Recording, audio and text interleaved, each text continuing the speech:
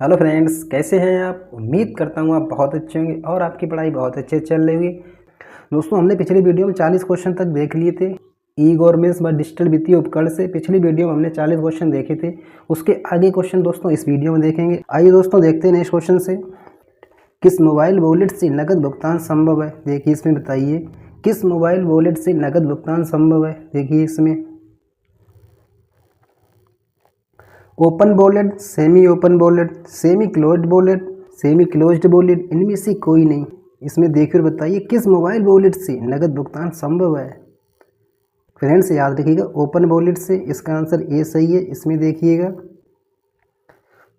Mobile wallet एक virtual wallet है। Mobile wallet एक वर्चुअल वॉलेट है जो मोबाइल डिवाइस पर पेमेंट कार्ड की जानकारी को स्टोर करता है।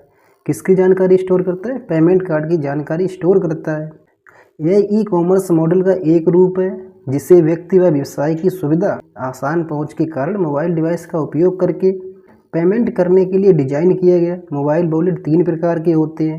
इसको फ्रेंड्स याद रखिएगा, मोबाइल वॉलेट कितने प्रकार के होते हैं? मोबाइल वॉलेट 3 प्रकार के होते हैं। Open wallet, semi closed wallet तथा क्लोज वॉलेट तथा क्लोज वॉलेट। तो आपसे पूछा गया था मोबाइल वॉलेट, तो फ्रेंड्स याद रखिएगा ओपन वॉलेट। ओपन वॉलेट केवल बैंक द्वारा जारी किया जा सकता है। किसके द्वारा? इसको भी याद रखिएगा कि ओपन वॉलेट केवल बैंक द्वारा ही जारी किया जा सकता है तथा ये आपको सामान और सेवाएं खरीदने, एटीएम में नकद निकालने व धनराशि ट्रांसफर करने की अनुमति देते हैं। ठीक है फ्रेंड्स, याद रखिएगा। नेक्स्ट क्वेश्चन देखिए, यूटीआर का पूर्ण रूप है। इसमें देखिए और बताइए यूटीआर का पूर्ण रूप क्या है। आपको बताना है यूटीआर का पूर्ण रूप। देखिए friends, unique transaction reference, unique transmission reference, दोनों या इनमें से कोई नहीं। तो फ्रेंड्स याद रखिएगा यूनिक ट्रांजैक्शन रेफरेंस, इसका आंसर ए सही है। इसमें देखिएगा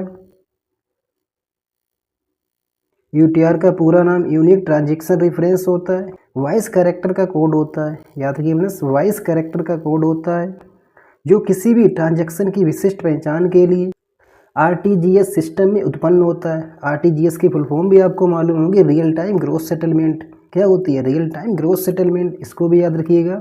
एनईएफटी में ये कोड 16 कैरेक्टर का होता है। यूटीआर नंबर यूनिक नंबर होता है। यूटीआर नंबर यूनिक नंबर होता है। एनईएफटी की फुल फॉर्म भी याद रखिएगा, नेशनल इलेक्ट्रॉनिक फंड ट्रांसफर। ठीक है फ्रेंड्स, याद रखिएगा। नेक्स्ट क्वेश्चन देखिए, निम्नलिखित में से कौन सा कार्य इंटरनेट बैंकिंग के माध्यम से नहीं किया जा सकता है। इसमें देखिए और बताइए निम्नलिखित में से कौन सा कार्य इंटरनेट बैंकिंग के माध्यम से नहीं किया जा सकता है। देखिए इसमें लोन के लिए आवेदन किया जा सकता है। खाते से नकद निकालना इसके माध्यम से नहीं किया जा सकता है। ठीक है फ्रेंड्स, याद रखिएगा इसका आंसर बी सही है। इसमें देखिएगा कौन कौन से कार्य हैं इंटरनेट बैंकिंग का प्रयोग करके निम्नलिखित कार्यों को किया जा सकता है। देखिए इसमें कौन कौन से कार्य किए जा सकते हैं। कस्टमर अकाउंट डिटेल देख सकते हैं। कस्टमर संबंधी बैंक द्वारा किसी निश्चित अवधि के लिए ट्रांजैक्शन हिस्ट्री को चेक कर सकते हैं। बैंक स्टेटमेंट, विभिन्न प्रकार के फॉर्म एप्लीकेशन डाउनलोड किए जा सकते हैं। ग्राहक किसी भी तरह के बिल, रिचार्ज, डीटीएच कनेक्शन आदि का भुगतान कर सकता है। ठीक है फ्रेंड्स, याद रखिएगा ये सभी इंटरनेट बैंकिंग के द्वारा कार्य किए जा सकते हैं। खाते से नकद निकालना इंटरनेट बैंकिंग के माध्यम से नहीं किया जा सकता है। ठीक है फ्रेंड्स, याद रखिएगा। नेक्स्ट क्वेश्चन देखिए, इसमें देखिए और बताइए इंटरनेट बैंकिंग में मुख्य सुरक्षा किससे होती है। देखिए फ्रेंड बताइए इंटरनेट बैंकिंग में मुख्य सुरक्षा किससे की जा सकती है। देखिए इसमें तो फ्रेंड्स कितना सरल क्वेश्चन है, पासवर्ड एड्रेस से। किससे? पासवर्ड एड्रेस से। इसका आंसर ए सही है। याद रखिएगा इंटरनेट बैंकिंग का प्रयोग करके आप अपने मोबाइल या कंप्यूटर के माध्यम से ट्रांजैक्शन कर सकते हैं। इंटरनेट बैंकिंग में मुख्य सुरक्षा पासवर्ड से होती है। किससे होती है? पासवर्ड से होती है। इसके लिए पासवर्ड बनाते समय कुछ बातों का विशेष ध्यान रखना चाहिए। देखिए फ्रेंड्स कौन कौन सी बातें हैं। पासवर्ड 6 से 12 कैरेक्टर के बीच रखें। पासवर्ड में upper case, lower case, number आदि की कॉम्बिनेशन का प्रयोग करें। अपनी व्यक्तिगत जानकारी, तिथि, मोबाइल नंबर, पता आदि का उपयोग पासवर्ड के रूप में ना करें। ठीक है फ्रेंड्स, याद रखिएगा। नेक्स्ट क्वेश्चन देखिए, भारतीय रुपये का चिन्ह को कब मान्यता मिली। इसमें देखिए बताइए भारतीय रुपये के चिन्ह को कब मान्यता मिली। तो फ्रेंड्स याद रखिएगा 15 जुलाई 2010 को। कब मिली थी? 15 जुलाई 2010 को। इसका आंसर भी सही है। इसमें देखिएगा भारतीय रुपये चिन्ह को भारत सरकार द्वारा 15 जुलाई 2010 को जारी किया गया था। इसको कब जारी किया गया था? 15 जुलाई 2010 को जारी किया गया था। ये भारत में प्रयोग होने वाली आधिकारिक मुद्रा है। कैसी मुद्रा है? आधिकारिक मुद्रा है। भारतीय रुपये का प्रतीकात्मक मुद्रा चिन्ह है। ठीक है फ्रेंड्स, याद रखिएगा, आपको याद रखना है 15 जुलाई 2010। नेक्स्ट क्वेश्चन देखिए, डैश ऐप के माध्यम से, किसके माध्यम से? डैश ऐप के माध्यम से आप पैसे ट्रांसफ़र कर सकते हैं, लेकिन बिल खरीदारी में कोई भुगतान नहीं कर सकते। देखिए इसमें, तो फ्रेंड्स याद रखिएगा, भीम। कौन सा ऐप है? Bhim, Bharat interface for money, Bharat interface for money, याद रखिएगा भीम। इसमें देखिएगा, भीम का पूरा नाम भारत इंटरफेस फॉर मनी। ये अन्य यूपीआई एप्लीकेशन बैंक अकाउंट्स के साथ मिलकर आसानी से पैसे का लेन देन करता है।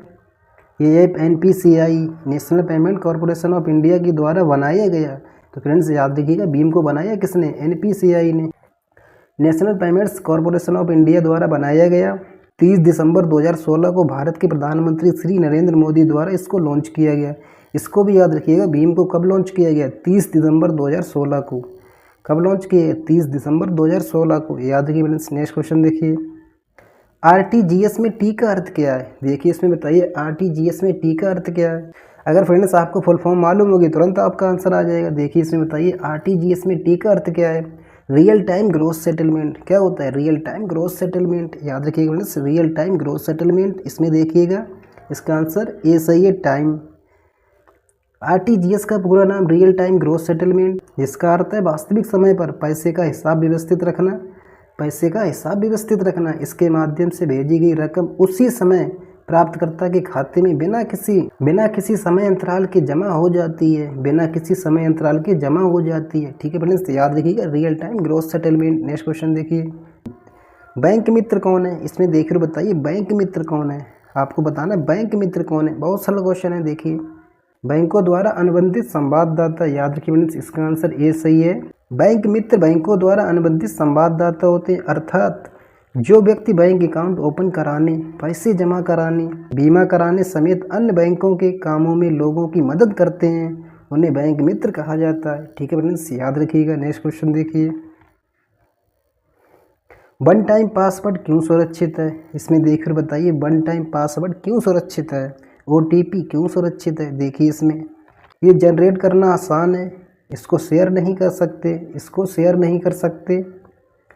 ये हर एक्सेस के लिए भिन्न है, बिल्कुल सही है, ये हर एक्सेस के लिए भिन्न है। इसका आंसर सी सही है, ये हर एक्सेस के लिए भिन्न है। इसमें देखिएगा, वन टाइम पासवर्ड ओटीपी का प्रयोग केवल एक ही बार किया जा सकता है, केवल एक ही बार किया जा सकता है। ये पासवर्ड सिस्टम द्वारा ऑटोमेटिक जनरेट होता है। कैसे? ऑटोमेटिक जनरेट होता है, जो संख्या, शब्द, विशेष चिन्ह आदि की एक कैरेक्टर की स्ट्रिंग होती है, जिसका इस्तेमाल ऑनलाइन ट्रांजेक्शन के लिए किया जाता है। ठीक है फ्रेंड्स, याद रखिएगा। नेक्स्ट क्वेश्चन देखिए, आधार एक डैश है। देखिए इसमें बताइए, आधार क्या है? 12 अंकों का नंबर कार्ड, 12 अंकों का नंबर कार्ड, बिल्कुल सही है, 12 अंकों का नंबर कार्ड होता है। आगे देखिए, UIDAI द्वारा जारी आइडेंटिटी कार्ड, एक बचत खाता, ए और बी दोनों। तो फ्रेंड्स याद रखिएगा, ए और बी दोनों, इसका आंसर डी सही है।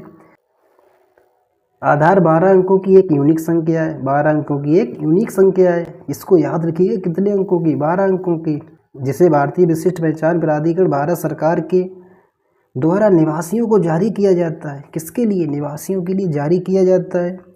ये संख्या भारत में कहीं भी व्यक्ति की पहचान व पते का प्रमाण होगा, व्यक्ति की पहचान व पते का प्रमाण होगा। आधार संख्या प्रत्येक व्यक्ति की जीवन भर की पहचान है। कैसी पहचान है? जीवन भर की पहचान है। कौन पहचान है? आधार संख्या, याद रखिए फ्रेंड्स। नेक्स्ट क्वेश्चन देखिए, बैंक द्वारा ऋण उपलब्ध कराया जाता है। इसमें देखिए बताइए, बैंक द्वारा ऋण उपलब्ध कराया जाता है, किस किस के लिए बैंक द्वारा ऋण उपलब्ध कराया जाता है? देखिए इसमें, होम के लिए, एजुकेशन, वाहन, सभी। तो फ्रेंड्स याद रखिएगा, सभी, इसका आंसर डी सही है, सभी के लिए। इसमें देखिए, बैंक द्वारा personal loan, gold loan, security पर मिलने वाला loan, property loan, home loan, education, वाहन लोन, कॉर्पोरेट लोन उपलब्ध कराया जाता है। ठीक है फ्रेंड्स, याद रखिएगा, इन सभी के लिए लोन दिया जाता है। नेक्स्ट क्वेश्चन देखिए, POS क्या है? Point of sale. क्या है फ्रेंड्स? पॉइंट ऑफ सेल, इसका आंसर ए सही है। इसमें देखिएगा, पॉइंट ऑफ सेल का तात्पर्य कि ग्राहक किसी कि ग्राहक किसी व्यापारी से सर्विस या सामान लेने पर उसे पैसे देता है। क्या देता है? उसे पैसे देता है। भुगतान प्राप्ति के बाद व्यापारी उसे लेन देन की एक रसीद देता है। व्यापारी क्या देता है? एक लेन देन की रसीद देता है। ग्राहक पेमेंट को क्रेडिट या डेबिट कार्ड से भी कर सकता है। ठीक है फ्रेंड्स, याद रखिएगा। नेक्स्ट क्वेश्चन देखिए, निम्नलिखित में से कौन सी प्रक्रिया प्रमाणीकरण ऑथेंटिकेशन की न्यूनतम सुरक्षित विधि है? देखिए, न्यूनतम सुरक्षित विधि है। देखिए friends, keyboard, fingerprints, retina pattern, password. तो फ्रेंड्स याद रखिएगा पासवर्ड। इसका आंसर डी सही है, पासवर्ड। इसमें देखिए ऑथेंटिकेशन की न्यूनतम सुरक्षित विधि पासवर्ड है। क्या है? पासवर्ड है, जिसके माध्यम से यूजर अपना डाटा व महत्वपूर्ण इन्फॉर्मेशन को सुरक्षित रख सकते हैं। किसको? अपने डाटा को और इन्फॉर्मेशन को सुरक्षित रख सकते हैं। नेक्स्ट क्वेश्चन देखिए, क्रेडिट कार्ड एक अनिवार्य घटक है। इसमें देखिए बताइए क्रेडिट कार्ड किसका अनिवार्य घटक है? देखिए इसमें बताइए इलेक्ट्रॉनिक कॉमर्स, इंटरनेट कॉमर्स, दोनों या इनमें से कोई नहीं। तो फ्रेंड्स याद रखिएगा दोनों। इसका आंसर सी सही है। इसमें देखिए क्रेडिट कार्ड एक ऐसा कार्ड होता है जो बिना कैश के सामान खरीदने की अनुमति देता है, पर पैसे समय पर जमा न करने पर अच्छा खासा ऋण भी वसूलता है। इसको भी याद रखिएगा। इलेक्ट्रॉनिक कॉमर्स को ही इंटरनेट कॉमर्स के नाम से जाना जाता है। याद रखिए फ्रेंड्स, इलेक्ट्रॉनिक कॉमर्स को ही इंटरनेट कॉमर्स के नाम से जाना जाता है, जो कि प्रोडक्ट या सर्विस को खरीदने, बेचने, पैसा ट्रांसफ़र करने और इंटरनेट पर डाटा आदान प्रदान करने की प्रक्रिया है। किसकी प्रक्रिया है? इंटरनेट पर डाटा आदान प्रदान करने की प्रक्रिया है। इंटरनेट के लिए क्रेडिट कार्ड महत्वपूर्ण घटक है। ठीक है फ्रेंड्स, याद रखिएगा। नेक्स्ट क्वेश्चन देखिए, चेक के संदर्भ में बैंकों के द्वारा स्वीकार नहीं है। क्या स्वीकार नहीं है? देखिए इसमें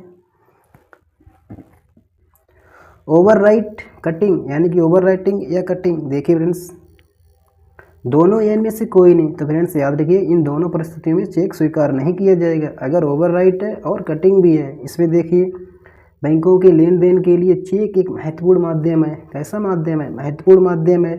चेक डिटेल्स को भरते समय ओवरराइटिंग या कटिंग नहीं होना चाहिए। क्या नहीं होना चाहिए? ओवरराइटिंग या कटिंग नहीं होना चाहिए, क्योंकि कटिंग या ओवरराइटिंग होने की स्थिति में बैंक चेक को कैंसिल कर देता है। क्या कर देता है? बैंक चेक को कैंसिल कर देता है। ठीक है फ्रेंड्स, याद रखिएगा। नेक्स्ट क्वेश्चन देखिए, निम्न में से इंटरनेट बैंकिंग का लाभ नहीं है। इसमें देखिए और बताइए कौन सा इंटरनेट बैंकिंग का लाभ नहीं है। देखिए इसमें ब्याज की उच्च दर प्राप्त करना। किसकी? ब्याज की उच्च दर प्राप्त करना। ये फ्रेंड्स इंटरनेट बैंकिंग का लाभ नहीं है। इसका आंसर ए सही है। इंटरनेट बैंकिंग वह प्रणाली है जो ग्राहकों को उसके नेट बैंकिंग खाते से वित्तीय और गैर वित्तीय लेन देन की सुविधा प्रदान करती है। क्या करती है? वित्तीय और गैर वित्तीय लेन देन की सुविधा प्रदान करती है। इंटरनेट बैंकिंग का उपयोग करके ऑनलाइन बिल, मनी ट्रांसफ़र करने के साथ ही किसी भी समय अकाउंट स्टेटमेंट देख सकते हैं। इंटरनेट बैंकिंग में पैसे का लेन देन सुरक्षित होता है। ठीक है फ्रेंड्स, याद रखिएगा। नेक्स्ट क्वेश्चन देखिए, आधार सीडिंग क्या है? ये अच्छा क्वेश्चन है। इसमें देखिए बताइए आधार सीडिंग क्या है? बैंक अकाउंट से आधार जोड़ना। किससे? बैंक अकाउंट से आधार जोड़ना, यही आधार सीडिंग है। ठीक है फ्रेंड्स, याद रखिएगा। इसका आंसर ए सही है, बैंक अकाउंट से आधार जोड़ना। इसमें देखिएगा आधार सीडिंग बैंकिंग से संबंधित है। किससे संबंधित है? बैंकिंग से संबंधित है। इसका अर्थ है अपने बैंक अकाउंट से आधार नंबर को जोड़ना। किसको जोड़ना? आधार नंबर को जोड़ना। आधार नंबर को अपने अकाउंट से ऐड करने के बाद आप कहीं से अपने पैसे निकाल सकते हैं। ठीक है फ्रेंड्स, याद रखिएगा आधार सीडिंग के बाद। नेक्स्ट क्वेश्चन देखिए, भारतीय मुद्रा चिन्ह किन दो भाषाओं के मेल से बना है? किसकी बात की जा रही है? भारतीय मुद्रा चिन्ह की। देखिए फ्रेंड्स बताइए किन दो भाषाओं के मेल से बना है? तो फ्रेंड्स आपको मालूम होगा देवनागरी प्लस रोमन। किस से बना है? देवनागरी और रोमन से।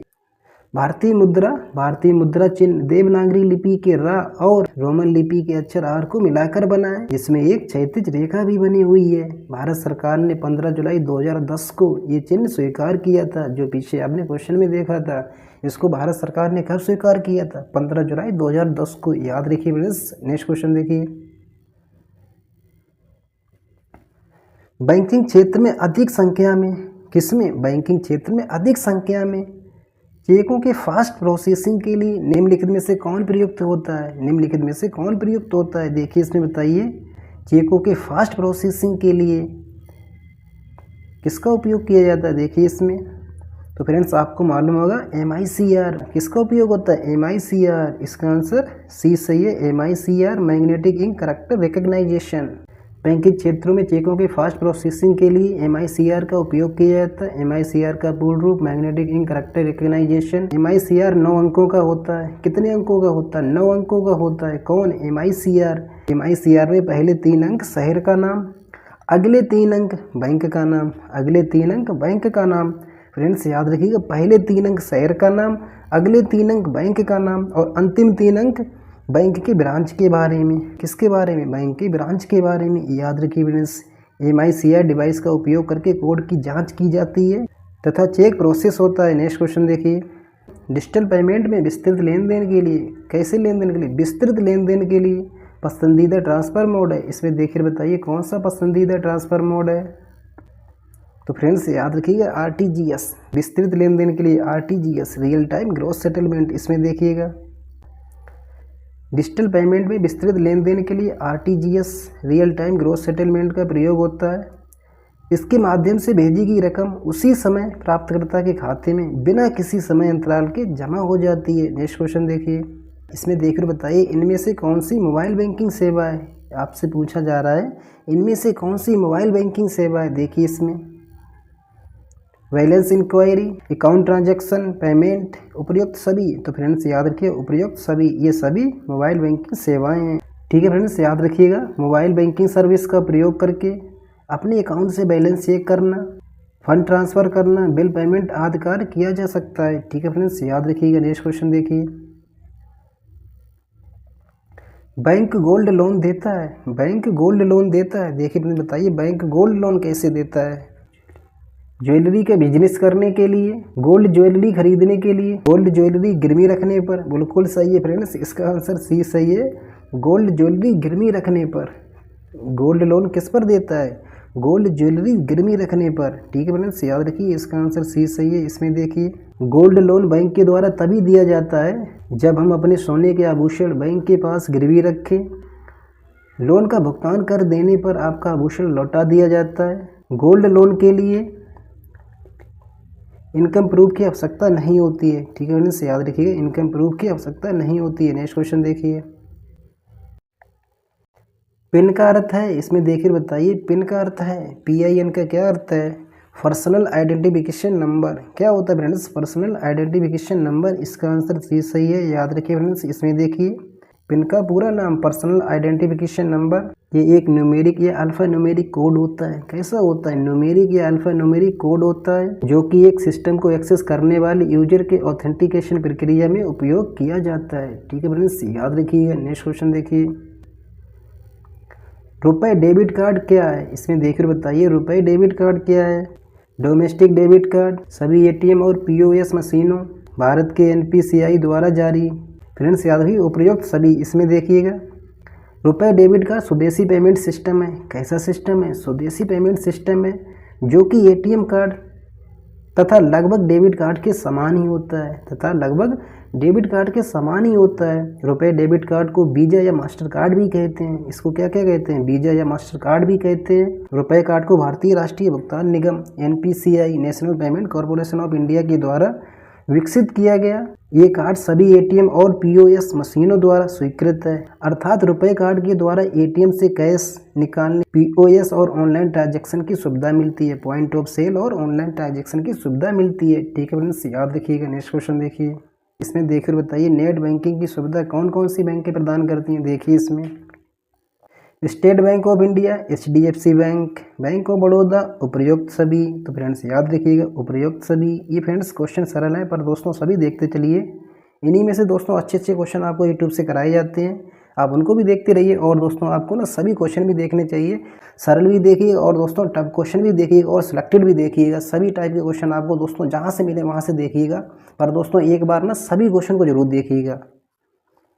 नेक्स्ट क्वेश्चन देखिए फ्रेंड्स, बैंक कॉरेस्पॉन्डेंट कौन है। इसमें देखिए और बताइए बैंक कॉरेस्पॉन्डेंट कौन है। आपको ना फ्रेंड्स BC के बारे में बताना है। देखिए इसमें एक एजेंट जो बैंकिंग सर्विस प्रदान करता है, क्या करता है, एक एजेंट जो बैंकिंग सर्विस प्रदान करता है। बिल्कुल सही है। बैंक कॉरेस्पॉन्डेंट किसी बैंक के एजेंट के रूप में कार्य करता है। किसके रूप में, एजेंट के रूप में कार्य करता है। ये लोगों के खाता खोलने में सहायता करते हैं तथा सभी सुविधाओं को ग्राहकों तक पहुंचाते हैं। याद रखिएगा फ्रेंड्स। नेक्स्ट क्वेश्चन देखिए, ई कॉमर्स का वह आयाम जो राष्ट्रीय सीमाओं के पार वाणिज्य को सक्षम बनाता है, देखिए फ्रेंड्स बताइए क्या कहलाता है। तो फ्रेंड्स याद रखिएगा, विश्वव्यापी पहुंच। क्या कहलाता है? विश्वव्यापी पहुंच। इसका आंसर बी सही है। इसमें देखिएगा, ई कॉमर्स का वह आयाम जो राष्ट्रीय सीमाओं के पार वाणिज्य को सक्षम बनाता है, विश्वव्यापी कहलाता है। ये इंटरनेट के माध्यम से किसी कंपनी और उनके वर्तमान और संभावित ग्राहकों के बीच पहुंच बढ़ाने की एक व्यावसायिक पहल को संदर्भित करता है। ठीक है फ्रेंड्स, याद रखिएगा। नेक्स्ट क्वेश्चन देखिए, निम्नलिखित में से कौन ई कॉमर्स का वर्णन करता है? किसका ई कॉमर्स का वर्णन करता है? देखिए इसमें, इलेक्ट्रॉनिक रूप से व्यापार करना। क्या करना है? इलेक्ट्रॉनिक रूप से व्यापार करना। इसका आंसर पहला ही सही है, इलेक्ट्रॉनिक रूप से व्यापार करना। इसमें देखिए फ्रेंड्स, इलेक्ट्रॉनिक रूप से व्यवसाय करना ई कॉमर्स कहलाता है। क्या कहलाता है? ई कॉमर्स कहलाता है। ई कॉमर्स इलेक्ट्रॉनिक कॉमर्स का संक्षिप्त रूप है। किसका? ईसी का संक्षिप्त रूप है। इलेक्ट्रॉनिक नेटवर्क मुख्य रूप से इंटरनेट पर वस्तुएं और सेवाओं की खरीद और बिक्री या धन या डेटा का प्रसारण है। ठीक है फ्रेंड्स, याद रखिएगा। नेक्स्ट क्वेश्चन देखिए, निम्नलिखित में से कौन सा ई कॉमर्स के 4 प्रमुख प्रकारों का हिस्सा है? देखिए इसमें, B2B business to business, B2C business to consumer, C2B consumer to business, ऊपर के सभी। तो फ्रेंड्स याद रखिएगा, ऊपर के सभी। B2B business to business, B2C business to consumer, C2B consumer to business e commerce के प्रमुख 4 प्रकारों में। ठीक है फ्रेंड्स, याद रखिएगा। नेक्स्ट क्वेश्चन देखिए, निम्नलिखित में से किसे ई कॉमर्स के 3 चरणों में से एक नहीं माना जाता? देखिए इसमें, नवाचार, समेकन, संरक्षण, पुनर्खोज। तो फ्रेंड्स याद रखिएगा, संरक्षण। इसका आंसर सी सही है, संरक्षण। इसमें देखिएगा, संरक्षण ई कॉमर्स के 3 चरणों में से एक नहीं है। क्या नहीं है? एक नहीं है। किसी चीज़ को समान बनाए रखना या उसे क्षतिग्रस्त होने से बचाना संरक्षण है। ई कॉमर्स के 3 चरणों में नहीं आता है। कौन नहीं आता है? संरक्षण। कौन कौन से आते हैं? नवाचार, समेकन, पुनर्खोज। याद रखिए। नेक्स्ट क्वेश्चन देखिए, ईबे Amazon.com किससे संबंधित है? इसमें देखिए बताइए किससे संबंधित है। तो फ्रेंड्स आपको बहुत अच्छे से मालूम होगा, बिजनेस टू कंज्यूमर। किससे संबंधित है? Business to consumer. इसमें देखिएगा, B2C से संबंधित बिजनेस टू कंज्यूमर शब्द उन उपभोक्ताओं के बीच सीधे उत्पाद और सेवाओं को बेचने की प्रक्रिया को संदर्भित करता है जो इसके उत्पादों या सेवाओं के अंतिम उपयोगकर्ता हैं। जो इसके उत्पादों और सेवाओं के अंतिम उपयोगकर्ता हैं। ठीक है फ्रेंड्स, याद रखिएगा। नेक्स्ट क्वेश्चन देखिए, ई कॉमर्स के विकास की शुरुआत में जिस आदर्शवादी बाजार की कल्पना की गई थी, किसकी आदर्शवादी बाजार की कल्पना की गई थी, डैश उसे कहा जाता है? देखिए फ्रेंड्स बताइए, डैश उसे क्या कहा जाता है? बहुत अच्छा क्वेश्चन है फ्रेंड्स, इसको अच्छे से देखिएगा। फ्रेंड्स याद रखिए, बरट्रेड बाजार। कौन सा बाजार? बरट्रेड बाजार। इसका आंसर डी सही है। इसमें देखिए, ई कॉमर्स के विकास की शुरुआत में जिस आदर्शवादी बाजार की कल्पना की गई थी उसे बरट्रेड बाजार कहा जाता है। ठीक है फ्रेंड्स, याद रखिएगा। नेक्स्ट क्वेश्चन देखिए, नेक्स्ट क्वेश्चन इधर देखिए फ्रेंड्स, इसके ऑप्शन ना उधर दिए हैं। किस प्रकार का ई कॉमर्स उपभोक्ताओं के बीच एक दूसरे के साथ व्यवहार करने पर केंद्रित है? फ्रेंड्स आपको देखना है, किस प्रकार का ई कॉमर्स उपभोक्ताओं के बीच एक दूसरे के साथ व्यवहार करने पर केंद्रित है। देखिए इसमें, एक दूसरे के साथ। तो फ्रेंड्स याद रखिएगा, कंज्यूमर टू कंज्यूमर। इसका आंसर डी सही है, कंज्यूमर टू कंज्यूमर। याद रखिए फ्रेंड्स, एक दूसरे के साथ। इसमें देखिएगा, C2C प्रकार का ई कॉमर्स उपभोक्ताओं के बीच, इनके बीच, उपभोक्ताओं के बीच एक दूसरे के साथ व्यवहार करने पर केंद्रित है। उपभोक्ता से उपभोक्ता वह व्यवसाय मॉडल है जो निजी व्यक्तियों के बीच वाणिज्य की सुविधा प्रदान करता है। ई कॉमर्स की ये श्रेणी लोगों को एक दूसरे के साथ व्यापार करने के लिए जोड़ती है। ठीक है फ्रेंड्स, याद रखिएगा। नेक्स्ट क्वेश्चन देखिए,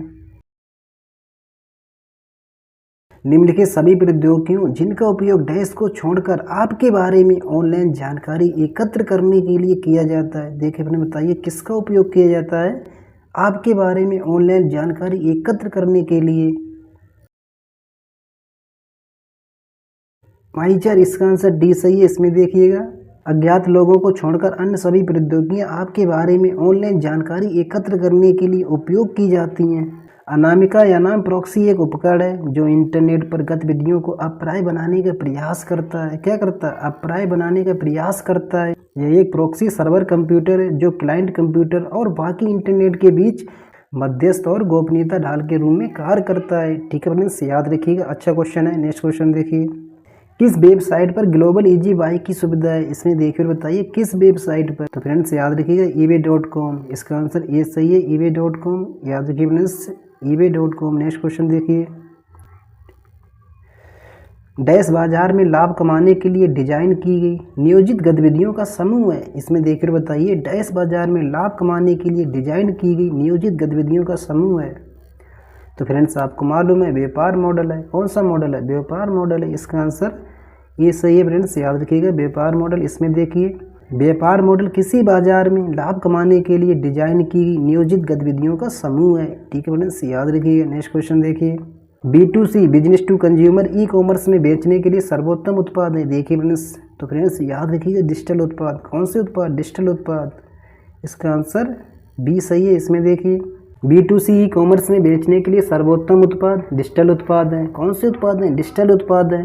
एक डिजिटल उत्पाद एक अमूर्त संपत्ति या मीडिया का टुकड़ा है। किसका टुकड़ा है? अमूर्त संपत्ति या मीडिया का टुकड़ा है जिसे इन्वेंट्री को फिर से भरने की आवश्यकता के बिना बार बार ऑनलाइन बेचा और वितरित किया जाता है। बार बार ऑनलाइन बेचा और वितरित किया जाता है। ठीक है फ्रेंड्स, याद रखिएगा। नेक्स्ट क्वेश्चन देखिए, इसमें देखकर बताइए निम्नलिखित में से कौन सा व्यवसाय मॉडल का प्रमुख तत्व नहीं है। देखिए इसमें मूल प्रस्ताव ये है फ्रेंड्स, प्रतिस्पर्धात्मक लाभ ये भी है, बाजार रणनीति, सार्वभौमिक मानक। कौन सा मानक? सार्वभौमिक मानक इसके अंतर्गत नहीं आता है। किसके अंतर्गत?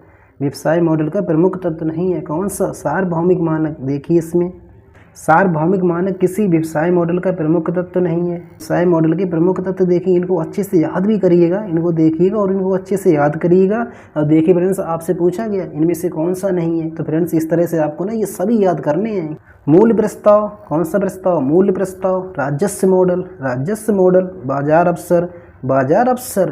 प्रतिस्पर्धी माहौल, कैसा माहौल? प्रतिस्पर्धी माहौल। प्रतिस्पर्धात्मक लाभ, बाजार रणनीति, संगठनात्मक विकास, प्रबंधन टीम। इनको एक बार फिर देखिए, मूल प्रस्ताव, राजस्व मॉडल, बाजार अवसर, प्रतिस्पर्धी माहौल, प्रतिस्पर्धात्मक लाभ, बाजार रणनीति, संगठनात्मक विकास और प्रबंधन टीम। फ्रेंड्स याद रखिएगा। नेक्स्ट क्वेश्चन देखिए, लोगों को इंटरनेट पर कौन से उत्पाद खरीदने में अधिक असुविधा होने की संभावना है? पुस्तकें, फर्नीचर, चलचित्र, उपयुक्त सभी। तो फ्रेंड्स याद रखिए फर्नीचर। ठीक है फ्रेंड्स, याद रखिए फर्नीचर। फर्नीचर उत्पाद खरीदने में लोगों को अधिक असुविधा होती है। इंटरनेट पर फर्नीचर खरीदने में लोगों को सबसे अधिक असुविधा होती है। क्या होती है? सबसे अधिक असुविधा होती है। कैसे उत्पाद खरीदने में? फर्नीचर जैसे उत्पाद खरीदने में। ठीक है फ्रेंड्स, याद रखिएगा।